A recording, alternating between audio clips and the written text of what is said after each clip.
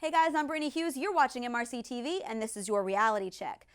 So now last week, we all learned that Olympic swimmer and gold medalist Ryan Lochte told a big fat whopper about having been robbed in Rio during the Olympic Games. It turns out his whole story was false. He was reprimanded by the Olympic Committee, lost 4 major endorsements, including Speedo and Ralph Lauren, and was thoroughly scorned all over the news and social media. And if you've somehow managed to miss this, well, I hope that's a nice rock that you've been living under. See, you can't have missed it. It has been everywhere over the past 2 weeks, and it is still going. Meanwhile, it turns out the FBI found another 15,000 State Department-related emails that Hillary Clinton just never bothered turning over from her private email server during her time as Secretary of State. You know, back when she was being extremely careless with all of our classified information. It also came out last week that the Justice Department never bothered investigating the shady ties between the Clinton Foundation and the State Department, even though emails obtained by Judicial Watch clearly show top foundation officials in some pretty damning collusions with Hillary's department aides at the time. 3 separate FBI field offices recommended an investigation, and the DOJ just said, meh. And while Ryan Lochte was busy having everything but his itty-bitty bikini investigated for lies and scandals, the State Department finally admitted that they paid Iran $400 million to get back the American prisoners they'd taken hostage last January. Even though the State Department flat out admitted last week that the money was a ransom payment, the White House on Monday doubled down on their claim that it wasn't, as if we're all really dumb enough to buy that rotten meat. At this point, we all know the truth, and they're just lying for the sake of lying. But here's the really crazy part. While all of this was happening, ABC, CBS, and NBC devoted 10 times more coverage to the Olympic swimmer scandal than they did that covert ransom payment.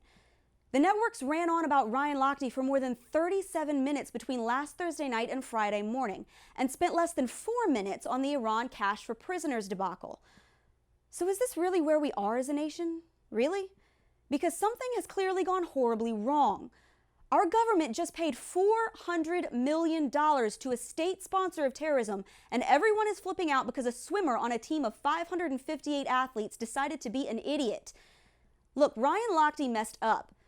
A decent argument could be made for permanent brain damage from all of the bleach that he's clearly dumped on his head, but there is no excuse for flat-out lying about being robbed in a foreign country, and he deserves what he gets. And it's understandable that the people of the United States and the U.S. Olympic team would be a little bit embarrassed over their countrymen's actions. But see, we should have been embarrassed long before now, and about much more. We should be embarrassed that our current president looks us in the face, lies about borders being secure, and then admits tens of thousands of illegal aliens into our country free and clear. We should be embarrassed that the IRS illegally targeted conservative groups and lied about it, and that no justice has been done. We should be embarrassed that a Secretary of State can falsely and knowingly blame a terrorist attack on a U.S. consulate on a video, and that no justice has ever been done. See, this is not a partisan problem. This is a lying problem. It is a moral problem. And it is so much bigger than a swimmer who ran his mouth. We should be embarrassed as a nation that we have allowed this to continue in what is supposedly the freest and most democratic nation that has ever existed. That's embarrassing. And that's your reality check. Thanks for watching, and if you like this video, you can find a lot more on our YouTube page or at mrctv.org. And also make sure that you like us on Facebook and follow us on Twitter.